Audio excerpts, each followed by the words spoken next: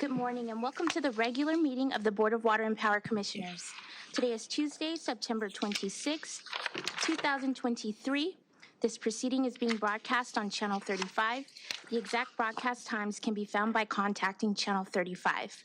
Board of Water and Power Commissioners, please say present for roll call. Commissioner KATZ. Present. Commissioner LEHRER. President McCLAIN-HILL. Present. Commissioner McCraw. Present. Vice President NEEMAN Brady. 3 board members, a quorum is present. Madam President. Oh, thank you.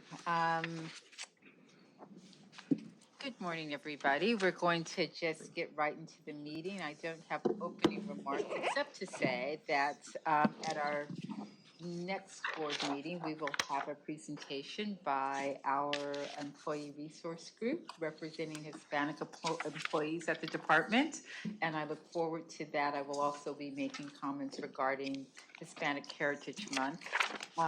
In addition to that, I want to just give a quick preview that on October 11th, there will be an opening installation representing the DEI's office in collaboration with the Commission's commemoration of Hispanic Heritage Month. Beyond that, I think we are ready for general public comment.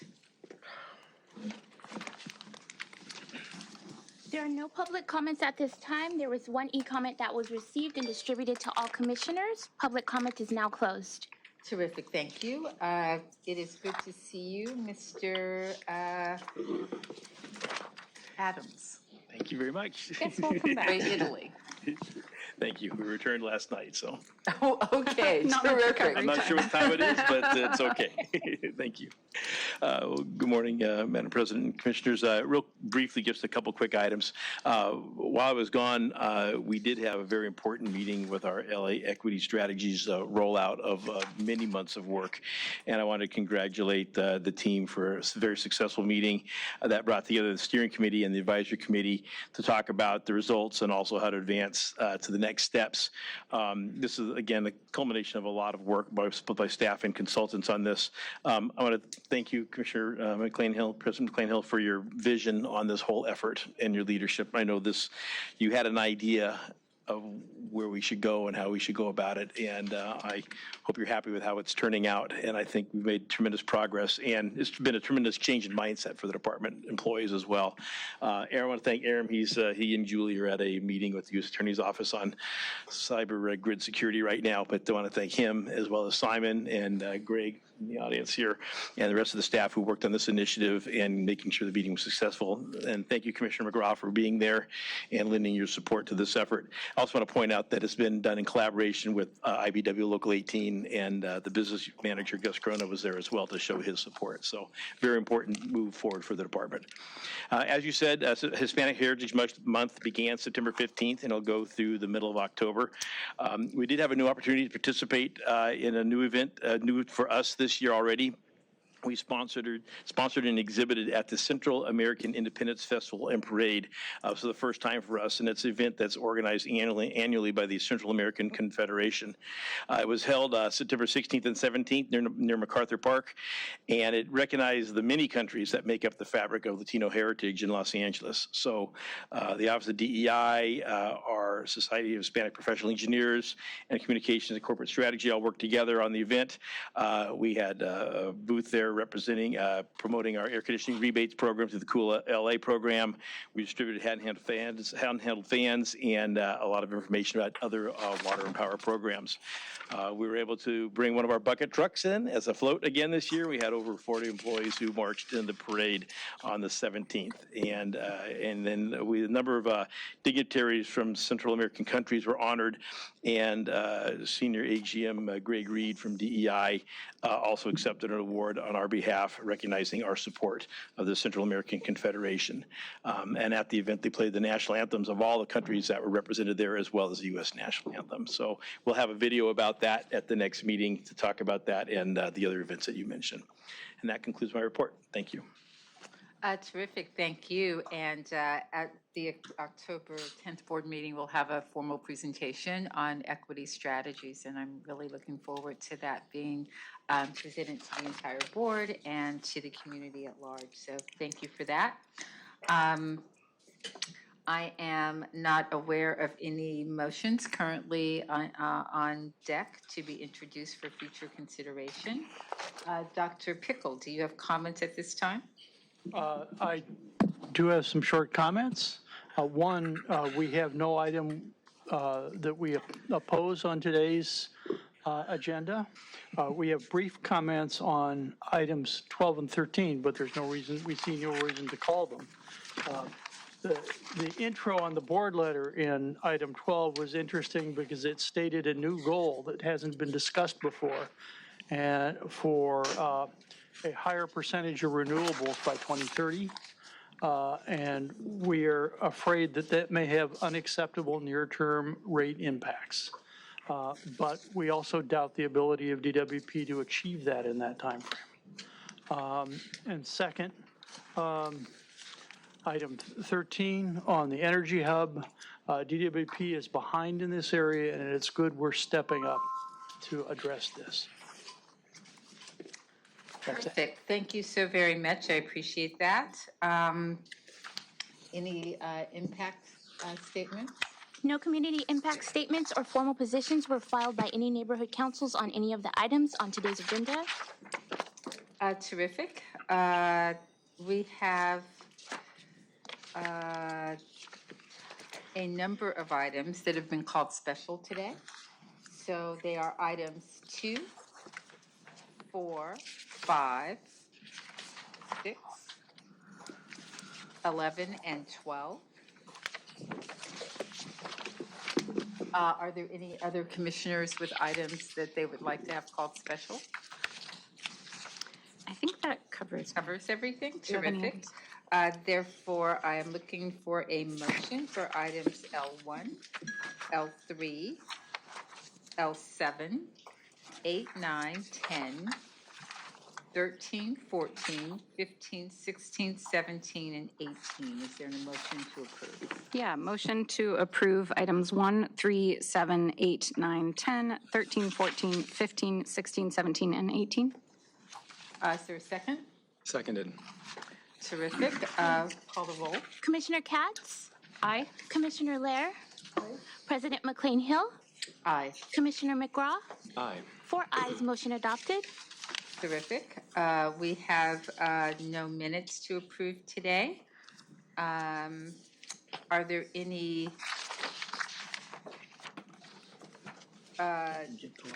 questions regarding item I1? Questions or comments?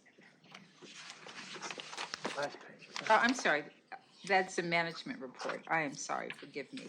I guess that takes us to management reports.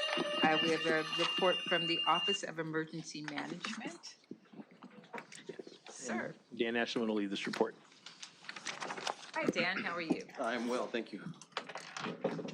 So just to Dan. jump right into this report, what we will briefly cover is the department's response to Hurricane Hillary that we all experienced, as well as the updates and future goals for the Office of Emergency Management. Those of us who were here for that event, Hurricane Hillary, remember well, and I think we're a small group of Angelenos who have lived through a hurricane and an earthquake at the same time. So that was fairly unprecedented, but it serves as a very poignant reminder for us that we need to be prepared, and and serves as a reminder for the work that we're doing to prepare. So this was just to cover briefly our response, that we had field crews out there during the event responding. This event was fairly minor compared to some of the stuff that we experienced earlier in the year, although we did have unprecedented rainfall throughout the duration. This was also the first time that we activated the Department Operations Center, the DOC, at a department level, and staffed it with members and employees of the department, shown here on this org chart, using the incident command structure. And it was staffed throughout the duration, around the clock, throughout the duration of this event. We collaborated on communication coordination, both to our employees internally through bulletins to make them aware of the situation as situations elevated and the storm became more severe, and also situational reports to key managers and stakeholders. During the time the DLC was activated, we had staff there from our corporate communications group who handled sharing information through social media and also with external stakeholders. So now I'm transitioning into what our future goals are for the Office of Emergency Management. And there's 3 key ones that we want to focus on. This being the first is a department level operation or emergency management plan with subordinate plans underneath that. So many groups within the department do have emergency preparedness plans already in place, but not with this structure where we have a department level plan and others fall underneath that. Our overall goal for this would be that every employee knows where they fall, what plan they fall under, and what they need to do should an emergency actually be activated. So I'll run through a couple of hypotheticals just to kind of give some context for how we envision this working. So these are just examples, not actual incidents. So say if there's something occurs in power supply operations, and it's an event that involves maybe a crane or serious equipment, they're able, and it rises to the level where they need to activate their emergency plan, but they're able to handle that internally with internal resources within their division. Also at the same time, by way of example, say something occurs in water distribution, it's a mainline rupture, it's impacting the community, but again, they're also able to handle that internally using their internal plan. But at some point, these occurrences may become or stretch the resources of the department and their ability to respond to these. So either the Office of Emergency Management or Executive Management will make a decision that we need to activate the department level DLC so that we have multiple groups vying for resources that are finite and limited, and so we want to be able to systematically deploy those and triage events in a way that is going to serve our communities and our customers best. The next part of this plan that also falls under that is staffing resources. This just falls out of a lesson learned from our Hillary event where we have this incident command structure. We want to have trained individuals that can meet the staffing requirements to run a 24/7 operation of the DLC. And we need these shifts identified. So people will be trained so that we have the right people making good decisions throughout the duration of an activation. And there's resources, they know where the relief is coming, just so we're not stretched thin there. The next part, we see an example of an operations center. We're working with our department architects to develop a schematic for the different department operation centers that we will have here at the department. We want them to be all designed in a very similar fashion so that any group that needs to avail themselves of that would know simple things like where the keys are and how to turn the lights on, all the way through to how to where those key desks are and how to run that center so that the learning curve is not steep when they prop these up all the way through to the closing and deactivation of the operations center. How many operation centers are you contemplating? We're contemplating 4 at this point. We currently have 2. Our immediate focus right now is working with the architects is on the one that's at Artesian Street and getting that one up and designed in a way that everybody is satisfied with, and then using that as the format to develop the other ones. But we want them to be in certain areas because as we're impacted maybe by an earthquake, there may be access issues, so we need to have them in key places throughout the city so that we can get our employees there or our managers there to prop those centers up. This is the second area of growth for our group that we're looking at is communication.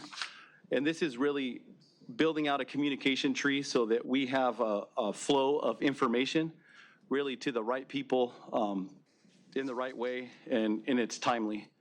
We want to, just to give an example of that, our executives may need, if an event occurs, our executives may need they may need a phone call, they may need a text and an email to give them awareness of the situation very quickly. The messaging may happen a little bit differently as we understand and gain some situational awareness of the event. But we'll have a strategic message that goes out to our employees so they know what's expected of them as far as response times, where they should show up, and what they're expected to do when they show up. So we want to build that tree out so that those things are somewhat automated. We're not trying to figure it out on the fly.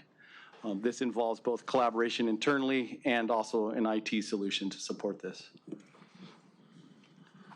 This is the third and kind of final area that we want to build out within OEM, and this is our Geographic Information System, the GIS. Many of you are familiar with this type of a system, but it's essentially layers of data that we hope to use in this way. So this is a map showing our service area for the city of Los Angeles. This is just the metropolitan area. Obviously, we will cover outlying areas as well, but there's a grid overlay of all of our service areas. We would like employees assigned responsibility of those grids, and it's going to depend on kind of how dense things are within those grids. They may be assigned responsibility of multiple grids, and we'll kind of zoom in on one grid to show how that might look. So, for example, in this grid, we have several hospitals, fire station, police station, we have parks, community centers, houses of worship. We want our people to proactively, before an event occurs, have relationships with each one of those with the right people so that we can, when activated, we'll have numbers to call. What are your needs at a hospital if there's a major power outage? If there's a community center being propped up and being used as an emergency shelter, do they need potable water? Do they need phone chargers? What are the needs? And we're able to filter that information up to our DOC and being able to triage and use the limited resources that we have in the way that's most effective and can most effectively serve our communities. So just the goal of this presentation is to give the board some awareness of the direction that we're going in, but also to solicit feedback to ensure that this direction is consistent with what the board wants to see. So just, that is the goal behind this, and that concludes my presentation. So thank you very much for allowing us this time. Terrific. Are there questions or comments? Yeah, both. Really glad to see this more integrated approach to OEM. I know this was raised at a prior board meeting, and I think there's some really positive steps here. I do have a couple questions. One, I see that a lot of the focus of the planning is understandably on the external infrastructure facing. Do we have parallel programs focused on our employees, evacuation plans, floor wardens, et cetera? And where does that fit in within kind of the DOC structure? Those details, its scope is really going to determine if the DLC is activated or not, but those things will be included within each individual plan. If a facility or a building falls under a plan, for example, JFB falls under a plan, they have an emergency plan in place.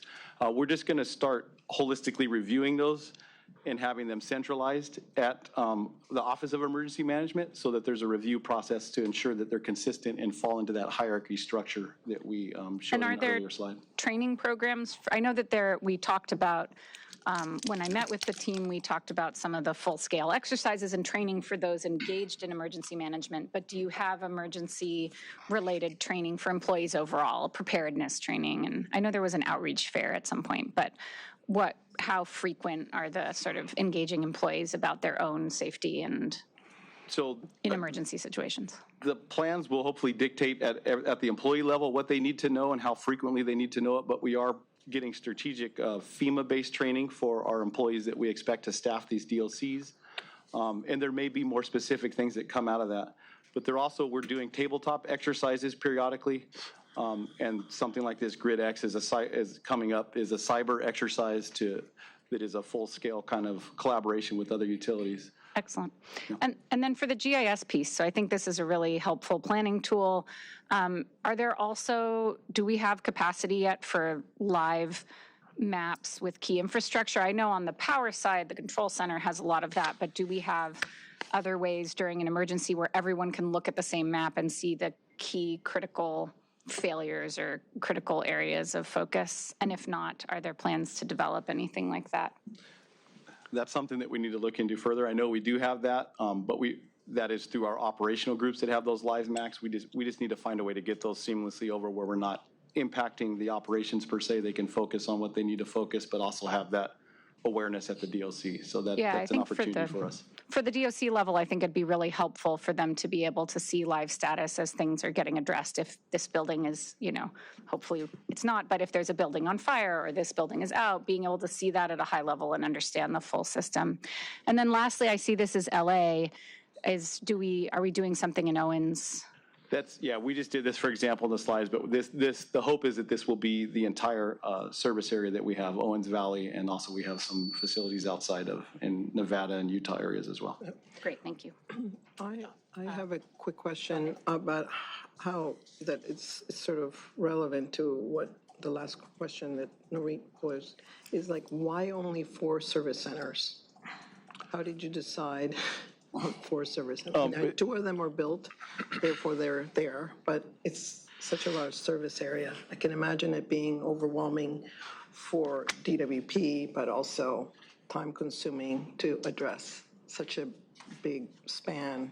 Well, these are emergency operations centers, so they're for just us to manage emergencies from. Okay. They're not Yes, customer Yeah, facing. they're not public facing Yeah, for others. they're internal operations centers. So how many are there that are public-facing? For these operations centers, none of them will be public facing. They will just be internal for our operations. I understand. Yeah, this is just how this is how I our understand. employees will congregate to respond to an emergency. So that this isn't about customer serving anything. Right. So the question then is, how are customers, other than calling a special number, if they want to go to some kind of a facility to get support, is it? We don't. Yeah, are we collaborating have with any, LA City on any resilience hubs or those types of facilities? Or Yeah. city council offices. But the city's doing, so Okay. most of that would be handled out of the city's emergency operations because they're coordinating citywide. Okay. So all of our work rolls into the city. I guess I want to look into that to understand that better. And Yes. a lot of that ends up falling on rec and parks where they have a lot of community centers. And so what we do is coordinating, and one of the things that Dan's team is working on, and that, we talk a lot when there's an emergency, but Yes. try to do more pre-planning to make sure Yes. we know exactly where they plan to stand up their centers, Okay. what kind of support we need to have available to them to be more immediate in our ability to support their efforts. But that's generally where the community congregates, Okay. is at those kind of centers Okay. that rec and park stands up. Okay, thank you. Commissioner McCLAIN, did you have any questions? 2 quick ones.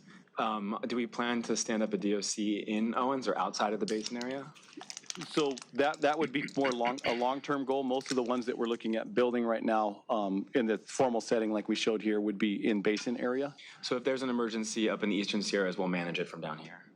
Well, no, they had an incident command up there during the hurricane, right? Where was that located? What's their Temporary. physical? Yeah. That was in the city of Bishop. So Okay. right now, it's not formally designated as a DOC, but we would use that area in the same way that they. Is Can it I add to city that? owned? Helpful. Oh, sorry. also Yeah. joint Do you mind if I command add to with the that? So, county. yeah, when there's an emergency, Let's just have a free-for-all here. I apologize. But just to address Commissioner KATZ's question, in Owens Valley, normally we have unified command, that's coordination between DWP, the county, Caltrans, and other agencies.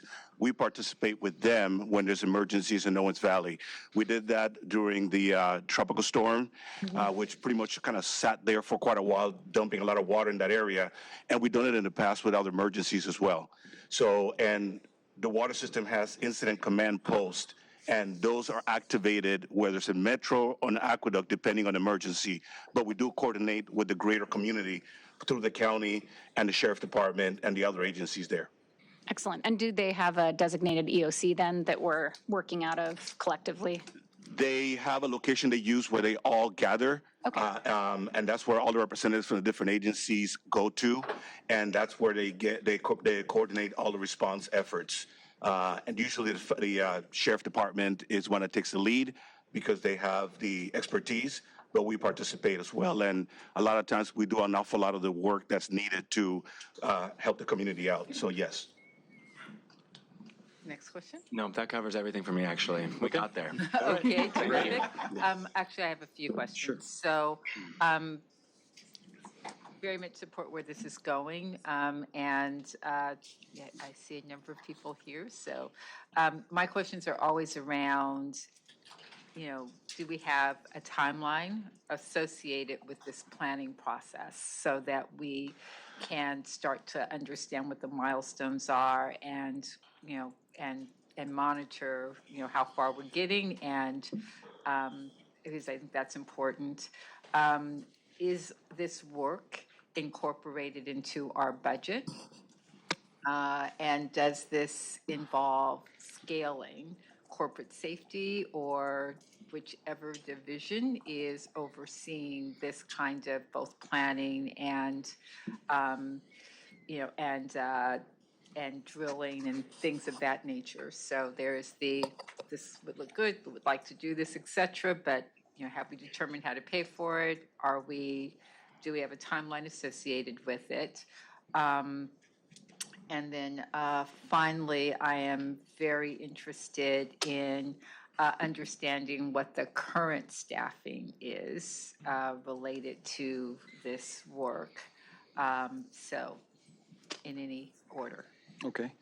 So to timelines, right now, what we're furthest along is the manual. So we have that in a draft form for the overarching manual, but we're hoping to have the whole format completed by the end of the year. And I know that sounds long, but what we're working towards is collaborating with groups like environmental and groups within power and water that have regulatory compliance issues. We want this plan to be seamless and not impact the things that we're obligated to do. So we want to build those things into the overarching plan. So now we're going around and starting the collaboration with those external groups. So our target date on that is around the end of the year to have that in place. So if I put a pin in it and have a presentation, first board meeting in January, you'll be able to tell me that milestone is checked off and we can move to the next one? That is the hope. Yeah. So, yeah, well, but that brings up, so that we'll move Yes, to the so next. give me the next Okay, so the issue next because question yeah. is, yeah. Hope is not my best thing. Yeah, absolutely. So budgeting, we are handling it with an internal budget, but the scope of this goes beyond what we've budgeted for. So we're going to need to do some restructuring there and make sure that we have appropriate monies in place to cover these goals. Staffing, we have recently combined as the admin staff of the resource office that we used throughout COVID, and then they're still actively managing that as well, that response. But we're using them in coordination with the Office of Emergency Management. It's been a good fit, and it's handling a lot of the day-to-day things. So they're still stretched a little thin, so we're looking to hire, and especially with coordinators that sit in Brian Lamb's role, but he has some emergency preparedness coordinators that are under him, and we're looking to grow So that. when you come back with this in January, you're going to need to come back with staffing and budget and a timeline around the various pieces of this that you're seeking to stand up. I'm extremely interested in the GPS piece of it and that overlay because I think that the issue that Commissioner LEHRER was seeking to get at is really where the rubber meets the road as it relates to emergency management. So it does no good to send people to facility X or Y if we don't know that those facilities are being, supported, empowered, and, so that kind of coordination that needs to take place in order to actually serve the needs of the citizens requires a lot more transparency, a lot more active ability to know what's on the ground and to be able to be proactive about preparation. So getting to a point where we are there and kind of having a target date by which point we're going to be there. You noted that we had a hurricane and an earthquake occur, on the same day. And we, all know that we essentially dodged a bullet because the water or the hurricane became a tropical storm and didn't sit over Los Angeles in a way that it might have. And the earthquake was up in Ojai and offshore, and again, did not shake LA in a way that we know is possible. We have no idea, how long we're going to dodge these bullets.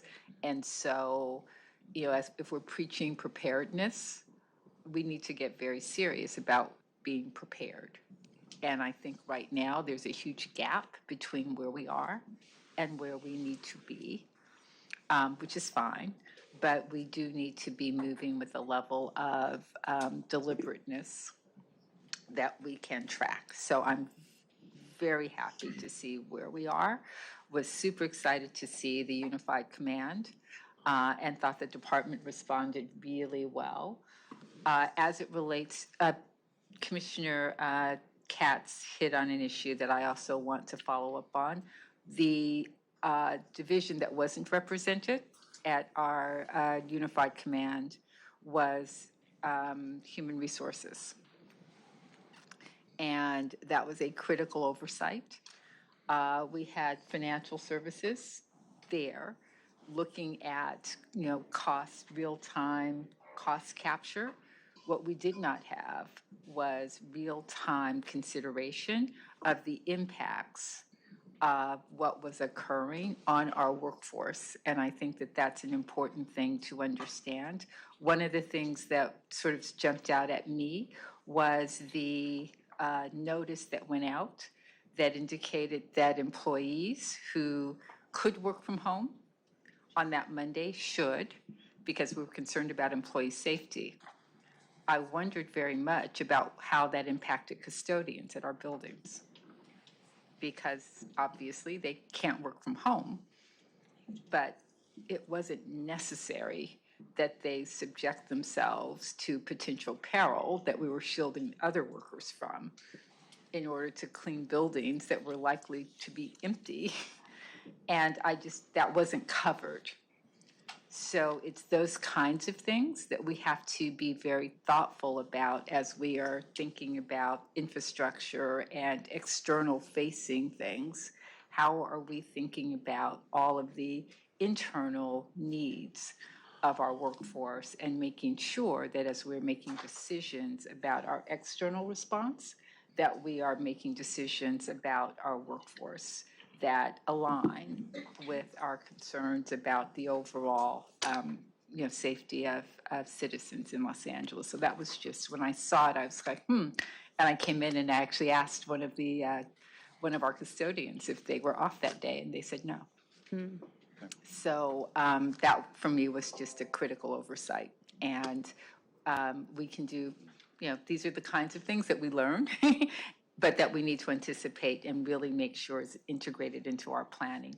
Then as a final thing, as you are planning exercises, whether they are DWP specific or joint, please make sure that you alert the board office so that the commission can be aware of when these things are occurring and follow up with you if we have any questions or want to utilize one of them as an opportunity to see in real time these things occurring. So that is the balance of my comments, questions. Anything from anybody? I just want to to get some clarification with time. If in fact we're relying on Rec and Parks facilities, just want to make sure that they're as prepared as you seem to be and have the right support. So that, if that is the go-to place largely, I would want to just understand what the level of communication is between you and Rec and Parks to make sure that the service is there. I think you're going to follow up with Commissioner LEHRER. I will. Because literally the way this took place is that we had our operations and then Marty and a couple of other folks were embedded with the city's operations. Okay. So that's how all of it rolls up. Okay. So Marty can give you more insight. Okay, into sounds great. how that's happening. Okay. Okay? Great. Terrific. Thank you. Thank you very much.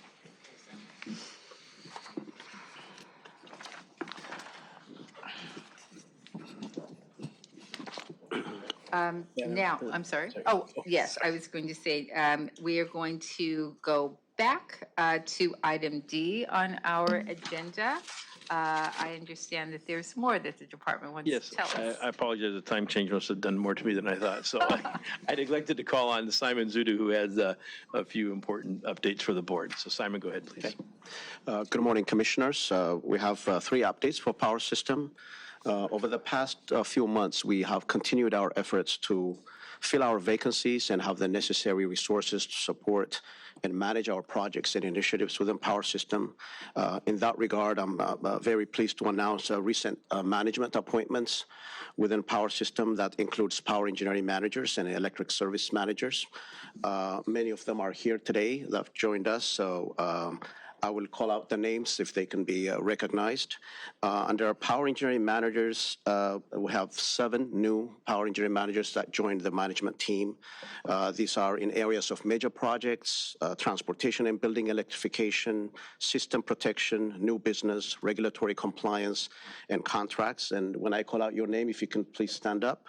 Mr. Daniel Baker, Jad Awad, Portia Bell, Scott Hiroshima, Ruben Eong, Marco Maldonado, and Rakesh McKenzie.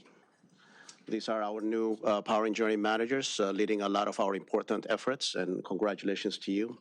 I'll move on from here to electrical service managers 2, leading the electrical construction maintenance and electrical station construction, Mr. Don Cox, David Ferreira, and Enrique Guerrero. If you are here, if you can please stand up. Well, thank you so much for showing up. That's all right. You're representing well. Yes. We'll add on 6 additional electrical service manager 1s. These are new electric service managers in the electric substation maintenance and laboratory and technical services group. Mr. Daniel Ariola, Patrick Cordy, Dennis Harrison, Eduardo Meza, James Wells, and Eric Wilson. Thank you, gentlemen. Congratulations again. And I would like to recognize a new director within the Power System, Director of Power Contracts and External Generation Division. That would be Mr. Dennis Obiang. If you are here, if you can stand up.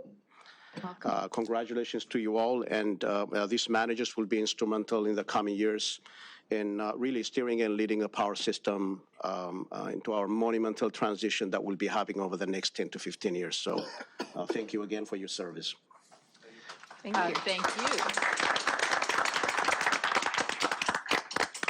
Thank you, Simon, for bringing these individuals forward into our attention. We do a lot at this department, and this commission gets to participate in, gets thanked for, gets to attend all kinds of meetings and openings and conversations, et cetera. And every single time and every single occasion, it is always very clear to me that what makes it all possible is the work that you do. And I could not be more appreciative for each and every one of you, the contribution that is being made to this city by this department on a very regular basis in every area that you can imagine, from sustainability to housing the homeless and beyond, is beyond measure. So congratulations to you all, and again, on behalf of myself and the entire board, we see you, we appreciate you, and we revel in every opportunity that we have to celebrate you. So thank you, Simon. Okay. As my second update, I'm very pleased to announce LADWP will be collaborating with the Navajo Tribal Utility Authority for the 3rd consecutive year in a mutual aid training exercise. The exercise will take place from Monday, October 16th, 2023, through Friday, November 10th of 2023. The aim of this partnership is to further strengthen the commitment to emergency preparedness, teamwork, and extending essential services to communities in need. Our dedicated team for this endeavor will comprise of our power transmission and distribution crews, our power construction and maintenance crews, Office of Emergency Management, fleet personnel, procurement, and communication groups. The primary objective here is to really of this mutual aid training exercise is to extend electricity service to homes within the Navajo Nation. In doing so, we aim to enhance the quality of life of residents and promote economic development in these communities. So our previous collaboration with the Navajo Tribal Utility Authority in mutual exercises have yielded successful outcomes. These experiences have further strengthened our collaboration with the the Navajo Nation and underscore our ability and expertise in responding to challenges. So we're looking forward for that to that trip and for another partnership and successful outcome in the coming months. So that's my update. May I? Sir.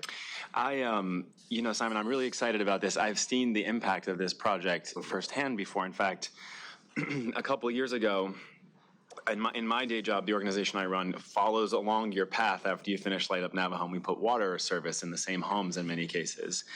And I remember a couple of years ago sitting down with a family, a multi-generational family living in a single-room building. And the oldest, a woman named Lindsay, about 90 years old, had just been removed from the home by their Department of Social Services because she was on dialysis and they couldn't manage her health safely at home. And her family was so upset by that. And as soon as Light Up Navajo came in and brought electrical service to the home, she was able to return to the house, and the family was reunited. And she died peacefully, I think, last year, toward the end of the year, and I was with her daughter again, and they had the most wonderful things to say about the program and about our staff out there working closely with NTUA. So I'm really excited to be on this side of it now and to come out to support you all when you launch that initiative and to see it firsthand. And it's a really, really exciting program and really impactful. Yeah. Thank you.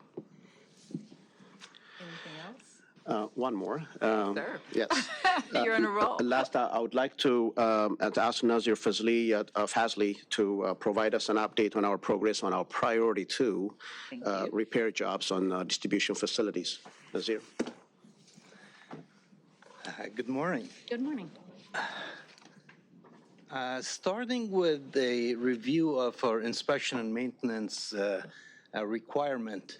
Under GO 95, or General Order 165 rather, which is a set of regulation that establishes inspection requirements for power distribution, there are 3 types of inspections. There's patrol, which is a visual inspection.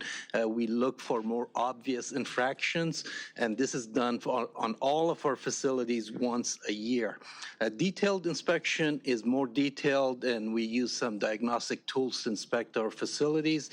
This inspection is done once every 5 years. Intrusive inspection, we take sampling from core of our overhead poles, for example, for analysis, and that intrusive inspection is done on poles older than age 15 within the 10th year.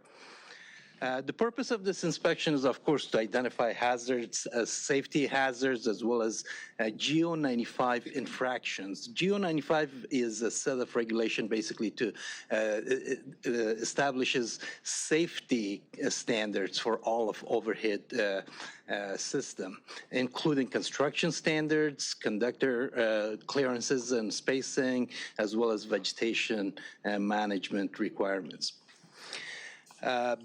All of the infractions that are generated are identified through the inspection program. They are prioritized based on the amount of time or the maximum time required to take a corrective action and correct those infractions. So the priority 1 jobs are, all of these priority 1 jobs, they have very high likelihood of causing a severe impact on reliability and safety. So those priority 1 jobs are addressed the same day that they are created or within 24 hours. Priority 2 jobs, they are categorized, grouped into different groups based on location of the facility and the type of infraction. A 2A job is located in Tier 3 fire district, meaning that there's a high risk or significant risk from wildfire associated with overhead power lines. And the Time frame to address those jobs are 6 months. 2B are high risk, tier 2 high risk fire zones. There's elevated risk of wildfire in those areas. 2C, these infractions could potentially expose workers to hazardous conditions. 2Ds are other non-conformance jobs that are the time frame to address those jobs are up to 36 months. And level 3 priority, these are low impact, low likelihood of causing reliability or safety issues. The time frame to address those jobs are within 60 months. So this slide shows us our current state, how many jobs we have in the queue. So priority 1, which is missing from this slide, we have for last 3 months, or 4 months rather, we have been able to maintain a 0 backlog of priority 1s. As soon as they're created, they're addressed by our electric trouble personnel. Priority 2, we completed all of priority 2A jobs. These are the tier 3 fire zones. All of these priority jobs were completed last month with the exception of 47 poles that are located in Angeles National Forest. And access to these poles require special permits and environmental review and evaluation. Our environmental group are coordinating with Angeles National Forest and Board of Water Board to get necessary permits to allow our crews to access these poles. We have 18,490 priority 2B jobs, and of those, 10,858 of them are outside the window of compliance. 2C jobs, we have identified 58,493 jobs, 28,726 are outside the window of compliance.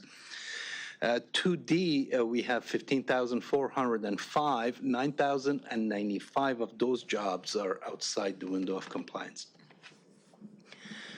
This slide shows the number of poles that need to be replaced that are associated with those backlogs.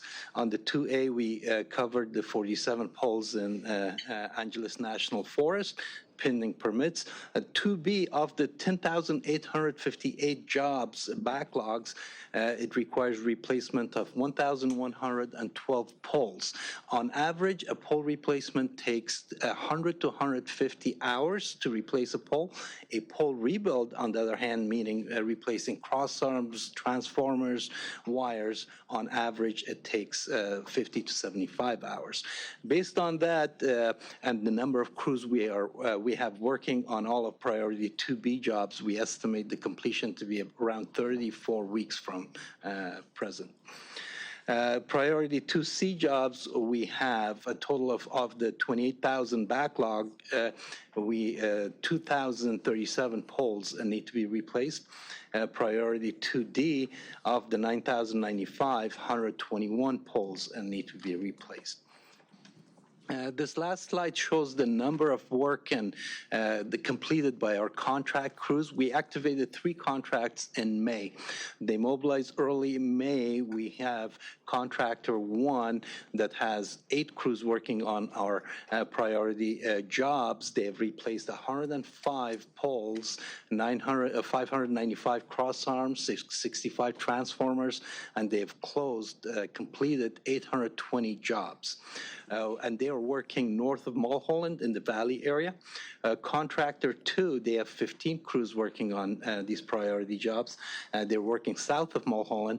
They've replaced 78 poles, 1,523 cross arms, 120 transformers, and they've completed 2,313 jobs since May of this year. Contractor 3 also has 8 crews. They're working north of Mulholland. They have replaced 174 poles, 775 cross arms, and 82 transformers. They have completed 2,472 jobs. At the bottom row is the total for all 3 contracts.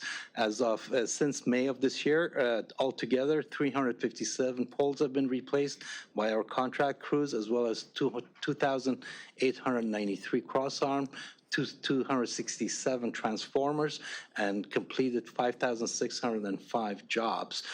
These jobs, these totals do not include the number of work that are completed by our crews. So this is just only completed by our contracts.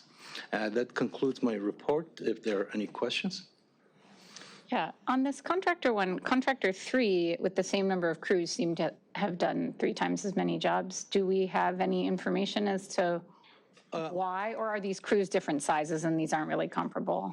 Crews are fairly similar size. They're all line crews, but the jobs are different. So the jobs that are assigned, originally we focused on the high fire Tier 3. So all of the valley jobs they had, that was main of focus. All of our Tier 3 is north of the close to the Angeles National Forest. So that's where the most of the focus was, and contractor 3 was working in those areas. Okay, thank you. And then I know that sometimes you can have many tickets on one pole, so you were showing us kind of how things consolidate into poles. I just wanted to confirm if you can go back a slider to this one, or the one with the poles, sorry. Yeah. Are these all distinct? So are there any poles that have 2B and 2C violations? Is there any overlap between the poles that are listed as 2B and the poles that are listed as 2C? Like, will any 2Cs get addressed when we address 2B? Absolutely, yes. There are some poles that have multiple jobs written on them. So when we rebuild one pole or replace one pole, we could potentially close many jobs, as many 10 fix-it tickets can be closed by completing one pole. And they can be different levels, so you could have 2B and 2C on the same pole, right? Absolutely, yes. Okay. It'll be interesting to see what happens with those numbers. Thank you. Any other questions or comments? I'm going to channel President McCLAIN-HILL for a second and ask about timeline. There's some TBDs on 2C and 2D with high volume numbers. When can we expect to hear how long that backlog is going to take to clear? And I'm also wondering, sort of, from a historical perspective, do we see this backlog becoming less, or is the backlog growing? And are we worried about our ability to clear it while it's growing? Thank you for that. So we are still reviewing each one of these jobs individually. We're finding a lot of duplicate jobs. So similar to what Commissioner was asking, in addition to multiple jobs on the same structure, we also have many duplicate jobs that were done over, for example, if we had the patrol inspections done 3 years in a row, same structure has written 3 of the same job written on the same structure. So we're identifying all of those duplicates, and so these numbers will significantly decrease as we review more and more and isolate all of the duplicates and close the repeat jobs. Yes. And As just far to, as- to add, I'm sorry, to add to that, when we got our inspections up to the level that they were supposed to be at, we had a huge influx of fix-it tickets. So I think now that we have a plan to stay on top of these going forward, that we will see these go, this will not stay the same high number forever. This will go down, and then we'll have some kind of steady state that I would expect after that. But this is a result that we're dealing with now from finally getting inspections up to the level we needed to. And I think the level of reports coming in, you're getting fix-it tickets every day for new inspections, but they're not enormous numbers, right? That is correct, yes. We still haven't quite gotten to the answer to my question, though, which is when will we know? I don't need, is this something that we'll sort of understand where this curve is going to, meet out in 6 months or in a year, or is this something you can tell us? So the way that it happened with the tier ones was, as they cleared out tier ones, they were then able to get a better sense of what was actually like in tier 2, because a lot of those duplicates got pulled out. So I would expect that as they are clearing out 2Bs, that within 34 weeks, that we'll start to see how that relates to the 2Cs and the 2Ds. So the reason that that's a TBD is because there's an interaction between what's in 2B and what's in 2C, and that goes to multiple tickets on one pole. So if they're going to the pole, they're clearing everything on the pole. So I would expect in the next 34 weeks. So let's just say by next quarter that we'll get an update, and that update is going to significantly bring into more focus where we actually are with respect to 2Cs. Is that the way we should expect this to work again? That's correct. It's been a very meticulous process, going through each work order, identifying what priority they are, and we will get to 2Cs and 2Ds. The work has already started. In the coming months, we'll come back and provide an update on possible, timelines on those, but we're working on it. Yes. So we'll just plan to see a report. We'll just put a pin in it and a note that we'll be looking at a report, first quarter, and see what the updates are around this. And the good news is that we are holding, so we have not, our systems have kicked in a way that we are not seeing a recurrence of backlogs. Correct. With respect to priority ones. And as we are both clearing, we also are standing up systems that are preventing the recurrence of the backlogs. That's correct. Yeah, that's good to see. One last question. Pending permits from what agency, and do they understand that these are high fire danger They items? do. The agency is LA Water Board is the permit that they need to issue the permits, and also with evaluation from the Angeles National Forest Historical Group. Our environmental group would have better response. I'm not sure if you have any other. Kathy's like, I'm sorry. I guess my question is just really, are these timelines beyond normal for permits, and do you need any help from the board to reach out to these agencies and say, hey, we need our permits because these are fire danger issues? I have to look into that. I'm not sure if we can expedite, but I'll get back to you on that. Okay, thank you. All right, anything else?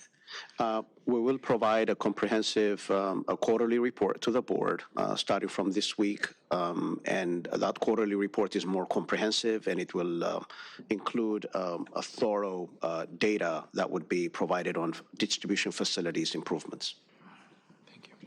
I just have a final comment. I happen to like exploring basically sort of alleys, anywhere from West Hollywood towards, and I think that, so I wonder at some point if we could talk about, they may not be fire danger areas, but they could cause fires. I've been taking photos just because of curiosity, or family members living nearby, or, friends, or just curious what goes on in these alleys. And so at some point it'd be good to know what those poles that are not in these high fire areas, how we're, addressing sort of some kind of a canvassing of staff. Well, remember the priority 1 poles. Right. Yes. Regardless of where they were. Okay, that's were right. addressed, and those are done. The reason that we're dealing with the fire areas yes. is because that's what's in this bucket. But the things that would address the poles in neighbors' backyards and things of that nature that were of any public concern have already been done. Okay, well. Correct. I'd like to share some of what I've found. Maybe we could talk about it. Okay. Just want to know how they fall in the general, because those poles are typically also feeding several homes. Right. And, sometimes the alleys are really falling apart anyway. It's just the paving, and it's just, probably part of COVID, a lot of the lack of attention in some areas, and I just would appreciate understanding it better. Okay, thank you. So all of our, just to add to that, all of our polls, we have over 300,000 polls in our system. All of those polls are inspected once every year on patrol visual inspection. So all of the poles that you're mentioning, they should be inspected every year. So if there is anything obvious failing or any infractions, it should be captured and there should be a job issued, and crews will address those jobs. Yes. Okay, good to know. Once a year. Okay. Once a year. Thank you. All right. Terrific. Then we will, oh, Simon? Yes, so that concludes power systems updates. Thank you for allowing us to. No, not a problem at all. Okay. So we will now go to filed items. Are there any questions or comments regarding any filed items?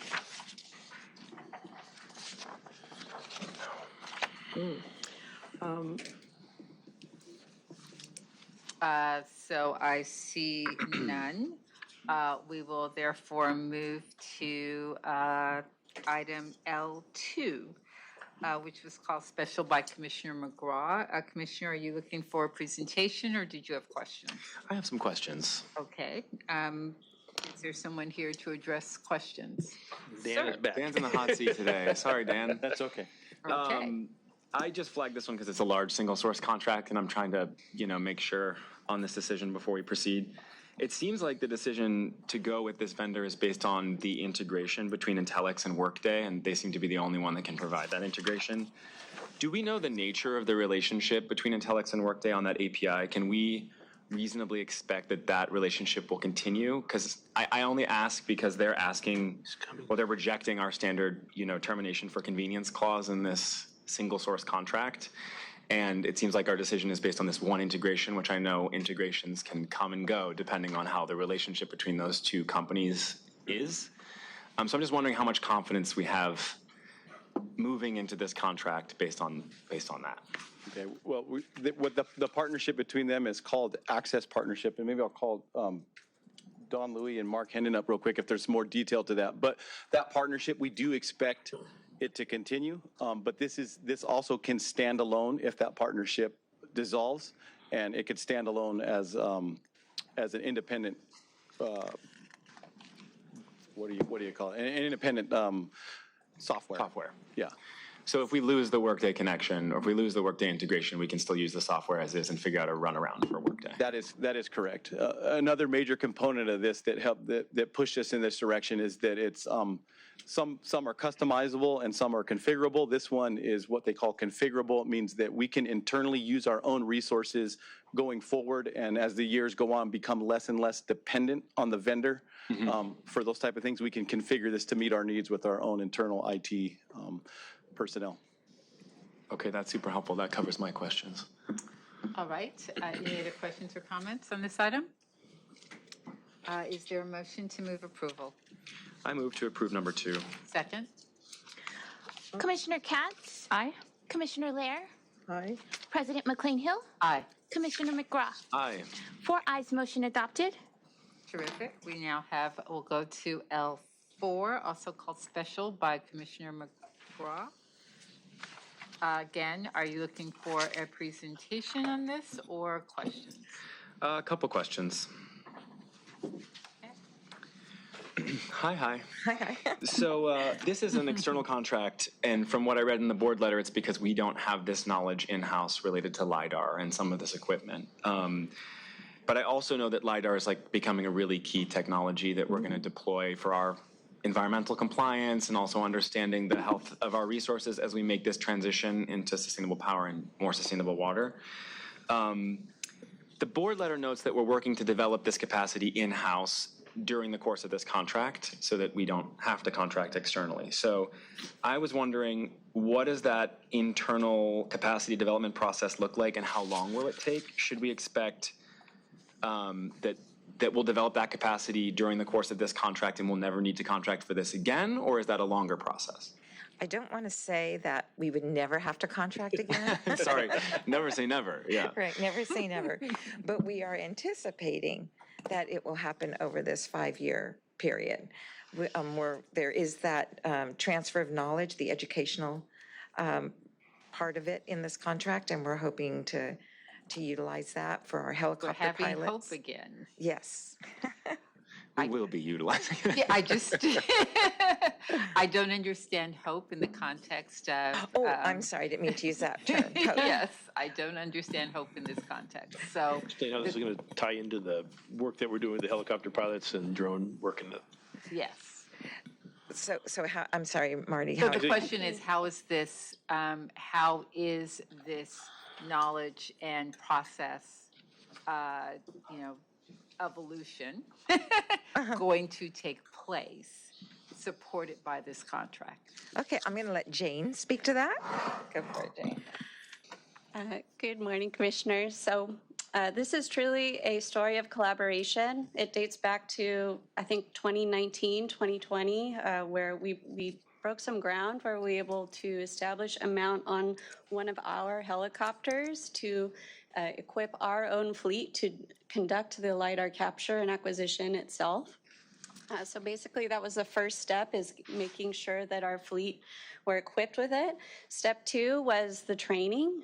This was a fantastic exercise. Each one of our helicopter pilots received training in order to actually implement a precise flight plan to collect data exactly how the navigator needs them to in order to make the data robust. So now the next step is actually collecting the data with Lidar equipment that is not ours. We can lease it. And then the whole processing component is what we're going to be able to train our in-house crews to do. So we already have our pilots capable of collecting their data. They conduct their flights with such precision that it surpasses even unmanned aerial vehicles. We're very proud to report that. And really the next step is training our surveys and right-of-way crews to process that data, because they're already playing a role in placing points on the ground so that the acquisition itself is effective. And then the after the fact data processing is what's going to be trained under this contract and then implemented by our right-of-way team. So this contract actually includes, like, these contractors will be training our The in-house knowledge staff. transfer is at the forefront, absolutely. And so from a metrics perspective, and again, if we were like talking in 2 years, what is it that we'd expect to achieve and have accomplished, so that we would know that in year 3, year 4, year 5, we'd achieved all that we envisioned under this contract, and how are we monitoring its performance in a way that gives us the capacity to tweak or adjust or, make course corrections through the pendency of the contract, so that, again, we get to the end of it and we are at a place that's very different from where we started. So with each task issuance, the very first step is developing the knowledge transfer plan for that specific task. So as we're, first step is developing the flight plan. So making sure that DWP is represented in developing that flight plan. Eventually, they're going to be taking on more and more effort over time. I think we projected about 2 acquisitions per year. So all the prep that goes into those acquisitions up front will engage the department, and I think over time they'll be able to take on sort of a bigger percentage of each and every step of that plan, and then the data processing as well. And I think it's also proposed to have co-learning and information sessions where folks are sort of on the computer together and going through each step to make sure that we're comfortable and confident that we can perform it. In terms of metrics, I think it's a matter of listing the items that are required to finally get there, and just making sure we're getting through that list over the term of the contract, as opposed to just looking at it at the end. Okay, sounds great. I don't have any other questions. Anything else? Did we ask our union partners before this if they had any expertise here and pass this contract by them? We did. And so we're going to help them develop it. Yes. Great. Thank you very much. Okay, thank you. I didn't mean to dismiss. I just was saying thank you. I'm sorry. No, it's fine. I'm sorry. No, I think we're, looks like Commissioner LEHRER has a question. Not about this question in particular, although some of you might know, and I know it's out of protocol, but I wanted to know, and maybe it could be at the next meeting, I understand a little better what the Elysian Reservoir Community Parks Enhancement Fund is about how much, and, just understand that better. Okay. There's several points here. There's no funding Are you going expressed. back to the filed report? It was a filed item, Yes. yeah. Yeah, I know it's filed, but No. I'd like You to can know. ask a little- question about a yeah, filed item. Yeah, so, Okay, I you're just, gonna I don't follow think that up? was my filed report. That's a water system Yeah. item. okay, And- so we have to go okay. get it some other time, or how do we? No. So a couple things. We're done. Thank you. Okay, thank you. So let us finish this item, and then Okay. we can go back to file reports. So is there a motion with respect to this? I move to approve number 4. Second. Oh, jinx. Commissioner KATZ? Aye. Commissioner Lair? Aye. President McCLAIN-HILL? Aye. Commissioner McGraw? Aye. 4 ayes, motion adopted. Terrific. So we're going to back up a little bit. There was a question about a filed item. Commissioner Lair, the floor is yours. Yes, I'm just, would like a little bit of a overview of this Elysian Reservoir Community Parks Enhancement Fund, and just understand better, what are we doing there, and, is this a long-term sort of responsibility, and, yes. Yes, so a few months ago, we actually did a presentation about this, Commissioner. What this is the funding that LADWP made available to Rec and Parks to implement a variety of improvements in the Elysian Park area. This was mitigation for the Elysian Reservoir Water Quality Improvement Project, which called for the installation of a floating cover. I believe a few months ago, we had a gentleman from Rec and Parks, as well as one of our architects that presented on this. We can certainly, come back. Yeah. Come back again and do it. Well, why don't we do this? Well, you Why could do an don't- if individual the- I briefing. think, if Commissioner Lair has additional questions, just would like to- let's do two things. A, let's just flag the presentation so? because it Yeah. is recorded. You Yes, can we see it see it, again. yes. And then if you have additional questions, Perfect. then you can. Thank you. I know that Okay. Ensemble will make some Okay. Yes, available. Absolutely. Okay? Okay, it'd be Anything great to else? know. All right, then we are on L5. Commissioner McGraw is on a roll. I am on a roll. Thanks, Catherine. I'm taking Commissioner Neiman Brady's job today.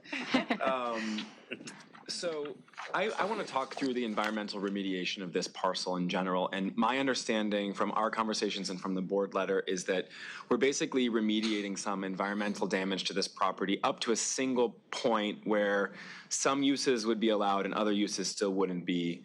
We're not fully remediating the property back to, well, for lack of a better word, back to nature. Is that true? That's correct. So a land use covenant allows you to you're actually not remediating the property at all. You're investigating it, and then you're working. Catherine, do you have a report on this? re- Do you have a presentation? We do. Would you like to we do see the that? presentation? Yes, let's Okay, do that. Let's do that. All right. And I didn't mean to forget to say good morning. I think I forgot to do that. Cooking with grease. But I have Elizabeth Ninan, who's the Acting Environmental Affairs Officer, and Derek Leong here to do the presentation for you. Perfect. Okay, thank you. Yeah, let's go Okay, there. why don't we do that? I'll be right here.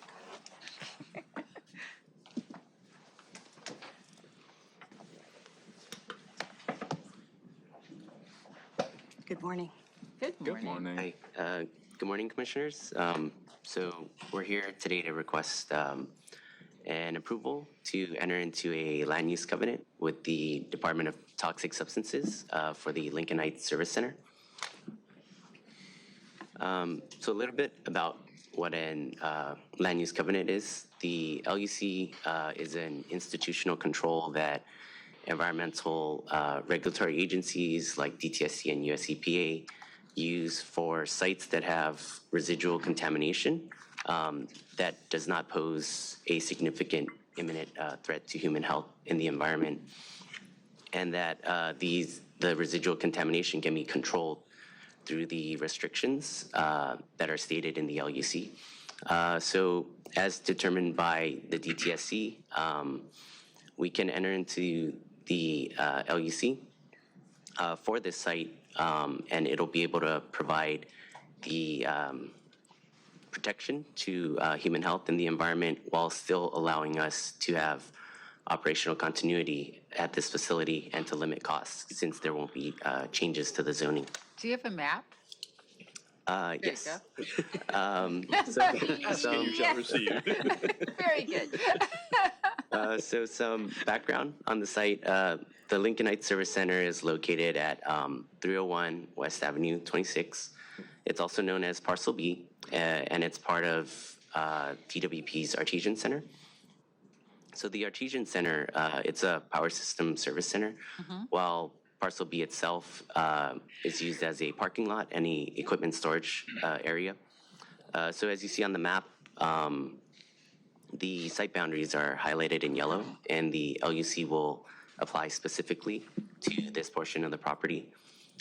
Historically, this site has been used for manufacturing and industrial uses, and in 1990, the department purchased the property, and during the time of the purchase, contamination was found relating to the use prior to our ownership.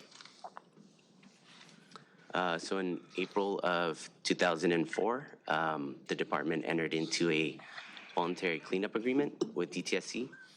So this agreement served as like a guidance tool for the initial investigation and site assessment and helped identify the media that needed to be sampled. So after numerous investigations, we developed the supplemental remedial investigation report. And the report identified that, or concluded that the site has been adequately characterized and that the residual contamination makes the site unsuitable for unrestricted land use, but it is appropriate for commercial and industrial use. So from there, we were directed to prepare the removal action work plan. So the removal action work plan is a remedy selection document to address the risks and hazards associated with the future land use scenarios for this site. So from this work plan, they identified 3 remedial alternatives. The first option is to take no action. The second one would be to enter into a land use covenant and to implement a soil management plan. And the third would be to have both of those, the LUC, the soil management plan, and to also install a vapor barrier with a venting system. So option 2 was the selected remedy.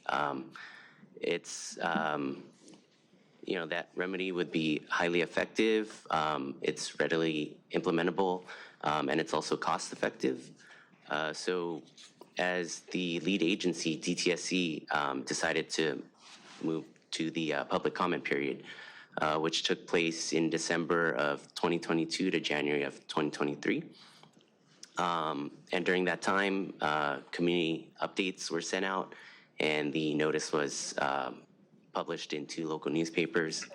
And in February of 23, DTSC went ahead and approved the removal action work plan and also filed a CEQA notice of exemption. So the land use covenant for this site will be a legal agreement between the department and DTSC. The LUC will run with the land and exist in perpetuity, and there will be some restrictions and requirements that come with the LUC. The site will be restricted to commercial and industrial use, so that that means we won't be able to build any residences, hospitals, daycares in there. And as for the requirements, the department is required to follow the DTSC-approved soil management plan whenever there are excavation or ground disturbance activities. And also in May of 2022, City Council Ordinance number 187503 was approved, and it authorizes the board to enter into land use covenants for 12 of the department sites, and Lincoln Heights being one of them. So in conclusion, I'd like to thank you for your time and for the opportunity to present this. Very well done. Thank you. Yes, thank you. Questions? A question on costs. So in the board letter, it's expected to cost us about $10 million a year to manage this LUC. That's what I understood. Is that true? I'm sorry, No, to. 10,000. is- 10,000. 10,000. Yeah, for the administrative. That changes things. We got 36 hours to read all this. Okay, that's very helpful. Artesian, it's not far from And here. how quickly do we think we can get it Figure, to the new static state on the LUC? Oh, maybe next door, I don't know, I have to check. So it's a DTSC process, so once we get it approved, we just start the process, and it's variable, you know, it's depending on how the agency moves with their approval process. Excellent. Thank you very much. Thank you. Terrific. I have a question, because, you know, there is some properties adjacent to there, and it is not, might not be our responsibility, but just curious. Lincoln Heights Jail, and this is all related to potential housing sites. It's right next door. You familiar with the site? I'm not as familiar. Sorry. We only deal No, with. okay, we DWP only, stuff. okay. We'll just tell some people that there might be a housing site. Okay, that's fine. This is just the parking lot. Yeah, no, Next I to know. our It's just an facility, that's opportunity. it. Yes, but it'll be, okay. Okay. So is there a motion to approve? Move to approve number 5. Second. Terrific. We've got a second. Would you call the roll? Commissioner KATZ, Aye. Commissioner LEHRER, Aye? President McCLAIN-HILL, Aye. Commissioner McCraw, Aye. 4 ayes, motion adopted. Terrific. So we now, thank you very much. I Thank you. appreciate it. You.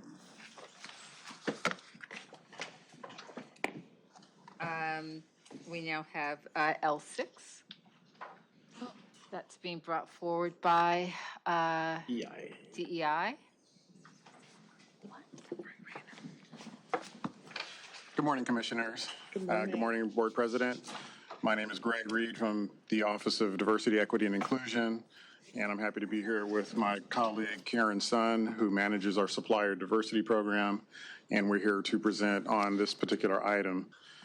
Well, as you know, I call this item special, and so I really just had questions about the item. I wasn't really looking for a formal presentation. My questions really were around the MOU itself and the effective date of that MOU. And I just want to understand both what we're doing and how it is that we find ourselves in the position of funding an MOU that wasn't approved by the department that apparently has been in operation for since September 1st, 2022. Is that right? That is correct. And so I'm curious. Yeah, so our cost share is $400,000 dating back to that point. Correct. And as I read this, it's the city entered into an MOU, which is all fine and good, or entered into a contract, which is all fine and good. And the city does that all the time. I'm just trying to understand the DWP's connection to that contract, since those decisions are made here and typically on the front end, not on the back end. Correct. And so with that being said, our connection to this contract is the longstanding participation that the department has had in the city's bond assistance and contractor development program.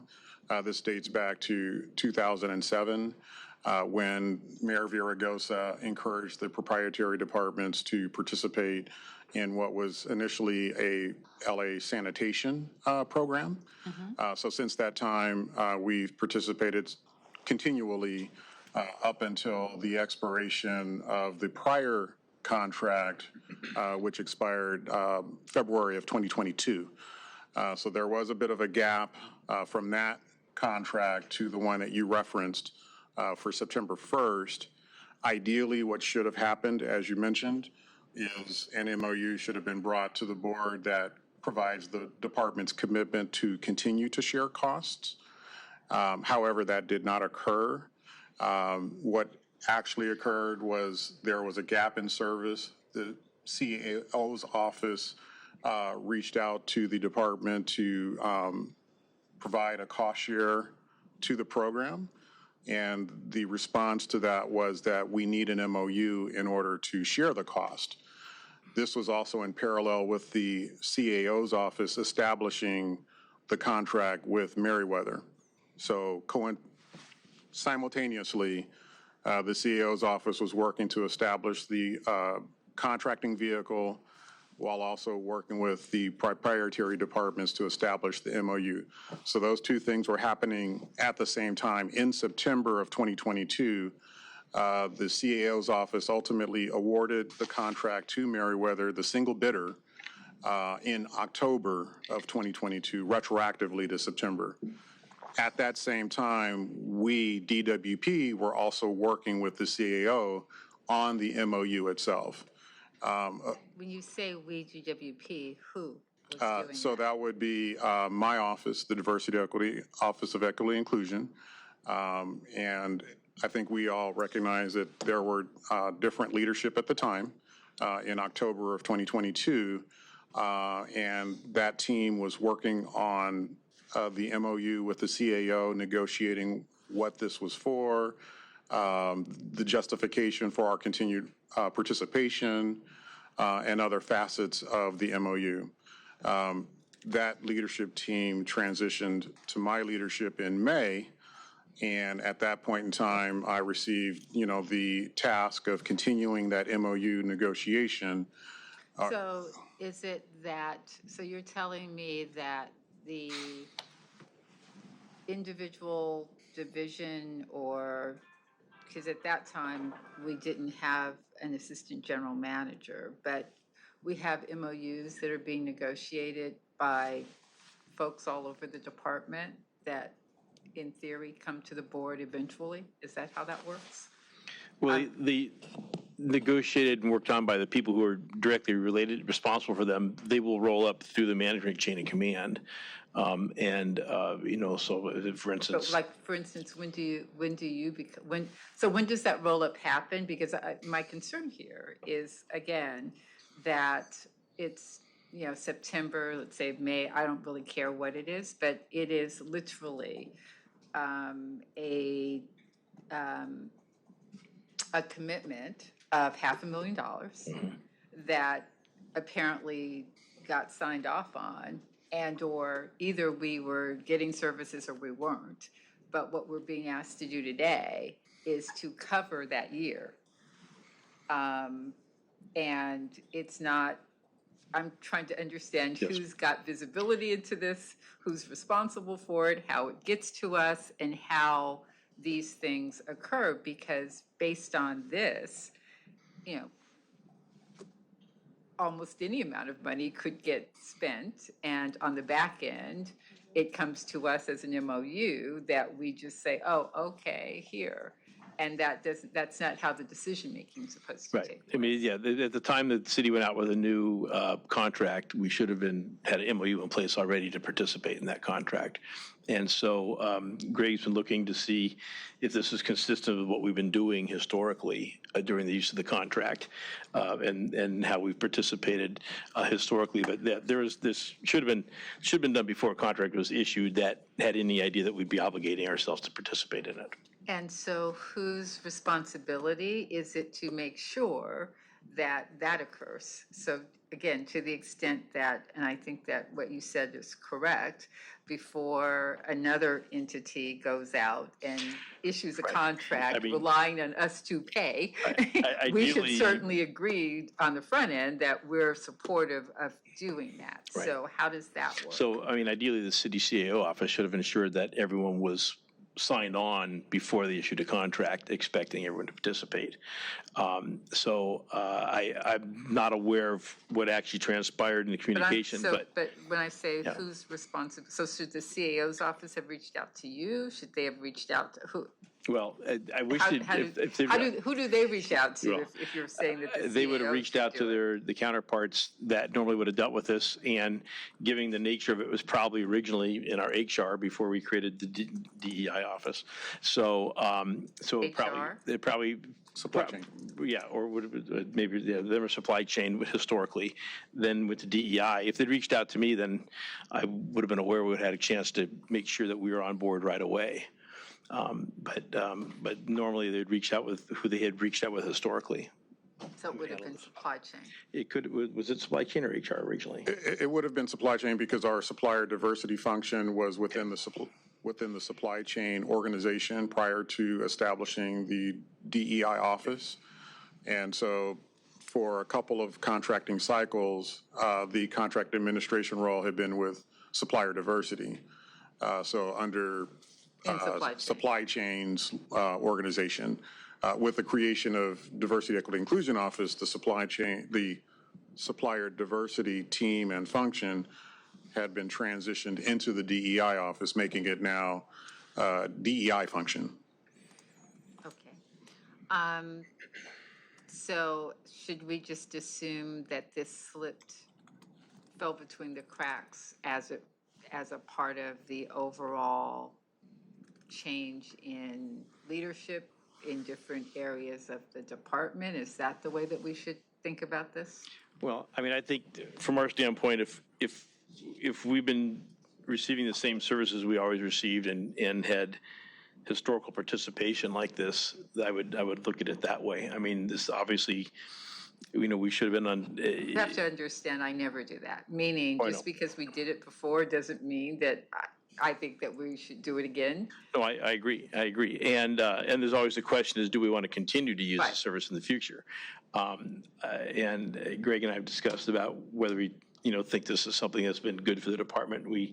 It's something that at this point we don't have a replacement for, or something that we might do something different in the future, but we have nothing replacing this function Well, I guess, currently. again, my question goes back to, because it's my understanding that we have no mechanism to pay anything if we don't have something in place that provides for that. Right. And so, so I assume that the $400,000 that would have been part of the installment, that would have been the September to September, has not been paid. That's my assumption.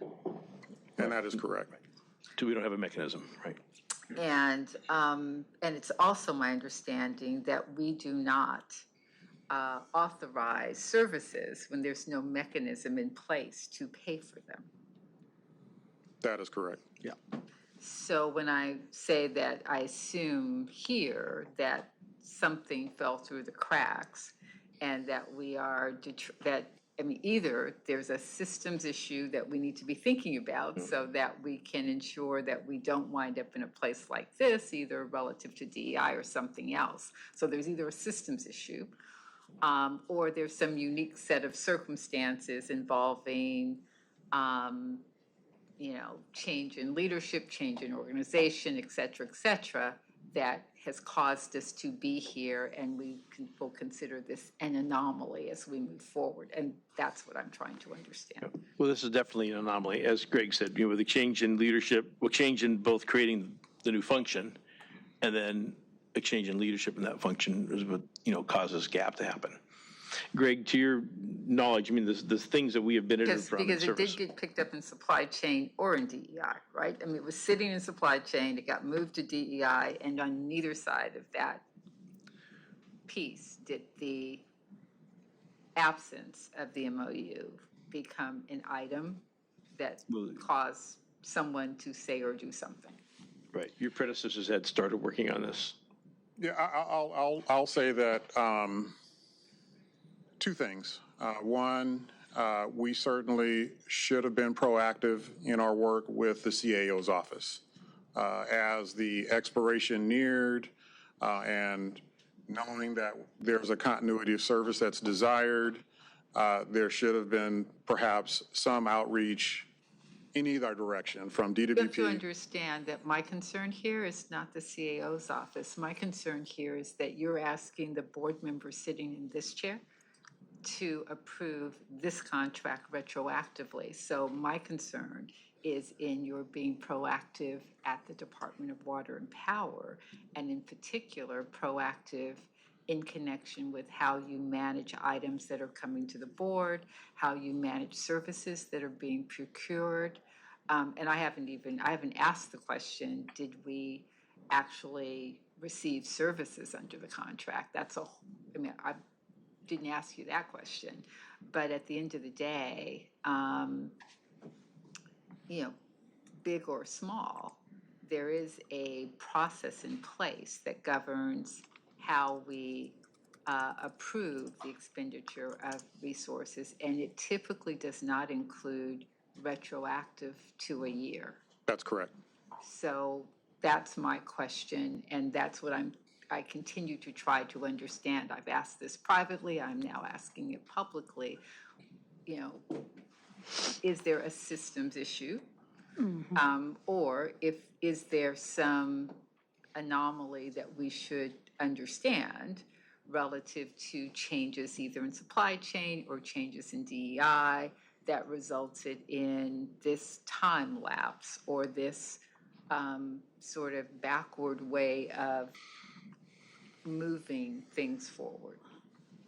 Well, I mean, this would be an anomaly for those exact reasons, because since 2007, we have handled this work correctly and the MOUs correctly. So this would have been an anomaly and a bad handoff and a miss. And then when we started it, it didn't progress. It could have progressed timely back when they had the new contract, and it didn't.